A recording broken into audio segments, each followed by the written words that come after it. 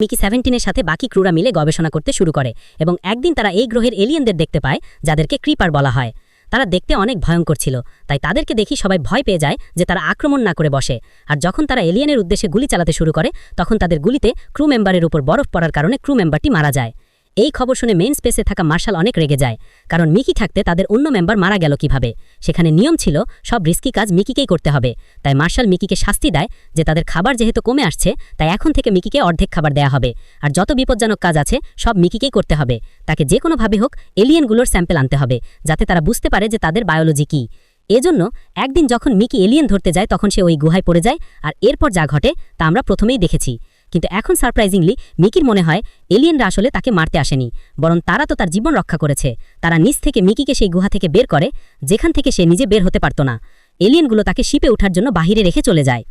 তার মানে এলিয়েনদের নিজেদের চিন্তা করার ক্ষমতা আছে এবং এরাও মানুষের মতোই ভালোমন্দ বিচার করতে পারে। এবার মিকি শিপের দিকে যাচ্ছিল, একটা গাড়িতে ঝুলে যায় আর ফাইনালি সে শিপে এসে ফ্রেশ হয়ে ঘুমাতে চলে যায়। কিন্তু সে দেখে যে বিজ্ঞানীরা অলরেডি তার 18তম ভার্সনকে প্রিন্ট করে ফেলেছে, কারণ তারা ভেবেছিল হয়তো মিকি 17 সেখানেই মারা গেছে। মিকি তার বেডে আরেক মিকিকে দেখে ভয় পেয়ে যায়, কারণ এটা তার প্রোটোকলের বিরুদ্ধে। আর যদি বাইরের কেউ জানতে পারে যে এখানে দুটো মিকি আছে তাহলে পরবর্তী ভার্সন অর্থাৎ মিকি 18কে তারা নিচ থেকে মেরে ফেলবে, যেটা অবশ্যই মিকি 18 চাই না। মিকি 17 চিৎকার করে বাহিরে পালিয়ে যায়, কিন্তু মিকি 18 তাকে অজ্ঞান করে ফেলে, কারণ বাহিরে কেউ যদি এ ব্যাপারে জানতে পারে তাহলে তাকেই মারবে। এখানে প্রোটোকলের নিয়ম অনুযায়ী একসাথে একই মানুষের দুইটি ভার্সন থাকতে পারবে না। কিন্তু এসব শুরু হয়েছিল কিভাবে?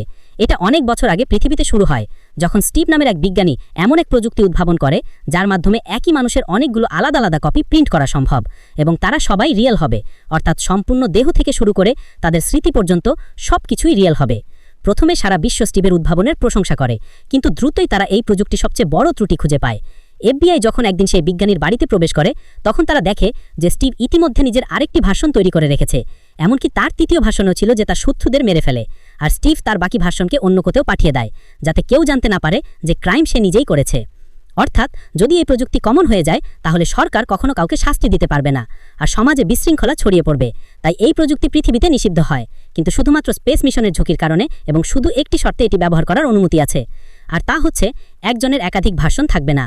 এখন বর্তমানে মিকি 17কে লুকিয়ে রাখতে চায় যাতে সে তার নিজের মৃত্যুকে রক্ষা করতে পারে, কিন্তু সে মিকি 17কে মারার সময় সেখানে বাকি ক্রু মেম্বার চলে আসে,